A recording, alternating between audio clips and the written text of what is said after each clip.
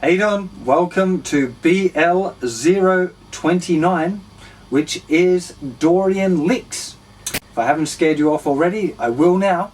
Okay, no, just joking.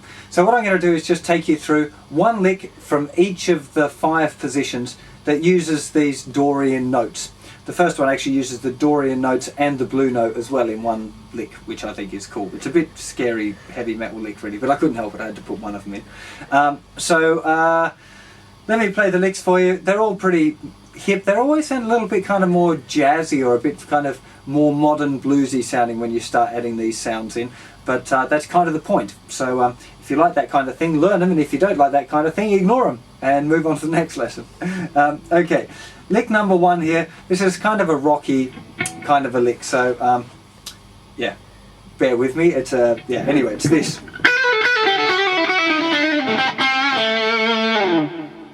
So I'll just play that a bit slower now so you don't get too scared of it.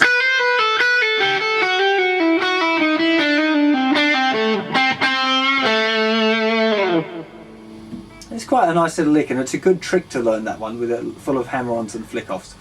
Okay, then we've got for position 2 this little gem.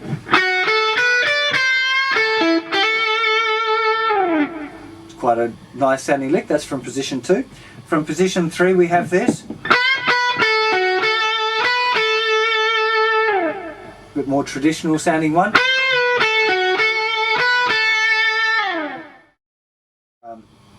For position 4 we've got a slightly jazzier kind of thing. Again.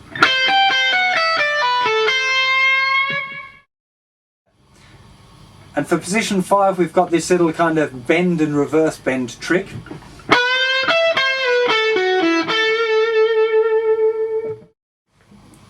Okay, here we are for position 1, lick 1 for the Dorian mode, but we're also using the blues note in this, the blue note, that one down there. Now, the cool thing about this lick is that it's using loads of hammer-ons and flick-offs. So I'm just going to play it through the volume backed off slightly and talk your way through what's going on. So we're using fingers 1, 2 and 3 for this. This might be a stretch for some of you, but work at it because it's worth being able to get this stretch. So notice that the fingers are at an angle. Don't try and do it like this with the fingers straight. It's far too hard. So at a nice angle there with you can see with the fingers. So what we're going for here is we're starting actually with the second finger, hammer on the third, flick it off, flick off second to first, then hammer the second finger back down, and then flick it off. So you end up with this.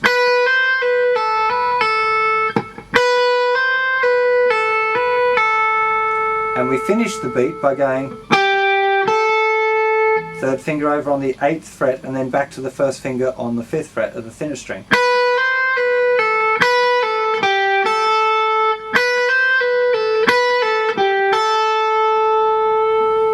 Then we do exactly the same pattern on the next 2 strings, so starting with second finger 7th fret of the 2nd string.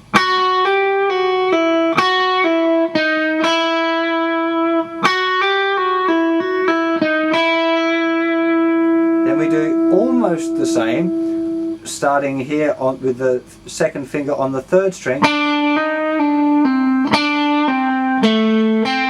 but that time we're going to here to the 7th fret.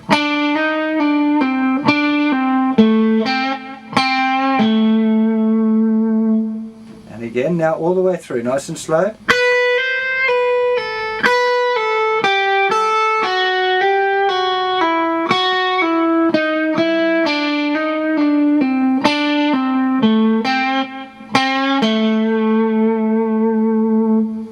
Bit faster.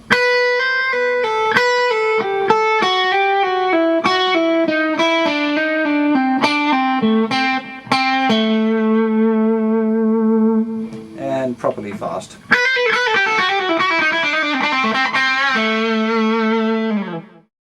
Position 2, lick 2. This is the Dorian mode, and what we're doing now is we're going first finger, third finger, first finger, third finger, reaching now from 7 to 10, 7 to 10, both of those 7s being the Dorian notes of course, to the 8th fret here with the first finger with a little curl. Here 10th fret, third finger, second finger on the 9th fret, and finishing with a little hammer on from 8th fret to 10th fret using 1st finger to 3rd finger. So we get this.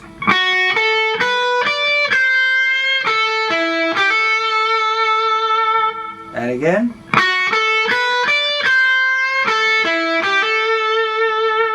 And a bit faster.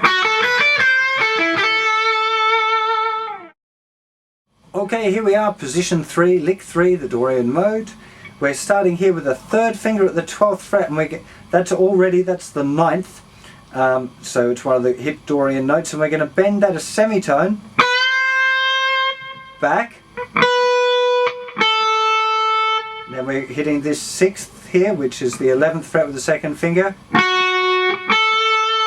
Going back to the root note, then 9th, and then back to the root. So this.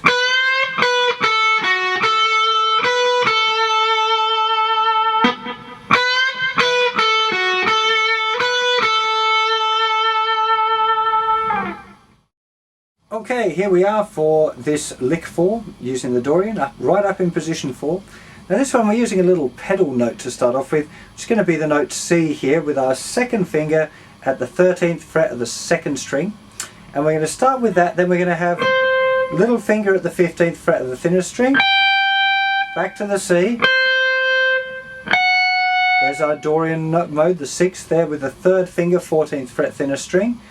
Then back to the scale, 1st finger 12th fret, little finger on the 15th fret, then down to, this is the 9th of the 9th degree, which is at the 12th fret with the 1st finger, back to the root note, 3rd finger 14th fret, and finishing with a little curl on our minor 3rd at the 13th fret. So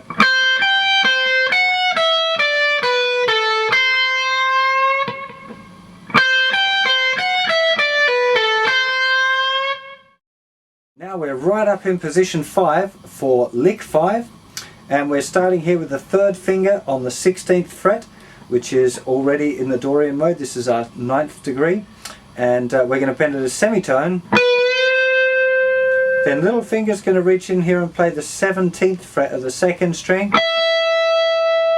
We've kept that bent note, and now we're going to reverse it down to the 1st finger, 3rd finger, 1st finger, and shift it back over to the root note for the end.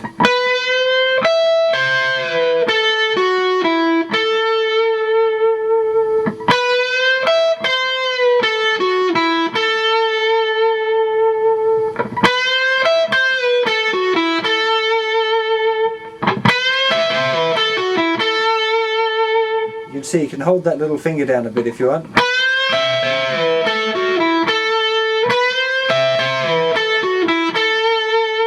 A nice little blend, this little minor 3rd here. This is not to be confused with a country lick. If you make that bend a tone, it ends up into a country lick, which is a different flavour. It's more a Mixolydian thing, but I don't want to go into that right now. But so just make sure that's a semitone bend.